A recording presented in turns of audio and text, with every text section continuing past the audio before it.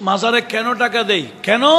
মাজার কেন্দ্রিক কিছু দ্বীনি খেদমত হবে, মাজার কেন্দ্রিক মাদ্রাসা থাকবে, মাজার কেন্দ্রিক লিল্লা বোর্ডিং থাকবে, এতিমখানা থাকবে, দাতব্য চিকিৎসা থাকবে, সামাজিক খেদমত থাকবে, মাজার কেন্দ্রিক জনকল্যাণমূলক কাজ থাকবে। তো ওই মাজারে দেওয়াটা যথাযথ।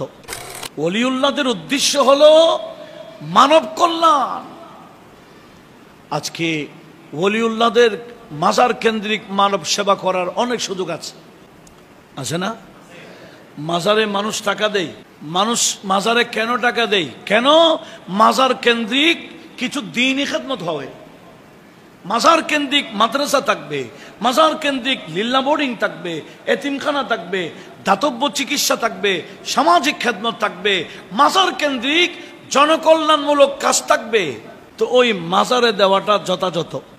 আর যে সমস্ত মাজার কেন্দ্রিক কোনো মাদ্রাসা নাই, লিল্লা বোর্ডিং নাই, দাতব্য চিকিৎসা নাই, মানুষের খেদমতের কোনো খবর নাই, শুধু আওলাদেরা নিজেদের পকেটে নিতেই থাকে, ওই সমস্ত মাজারে দেওয়ার কোনো প্রয়োজন, একটু বলি না, কোনো প্রয়োজন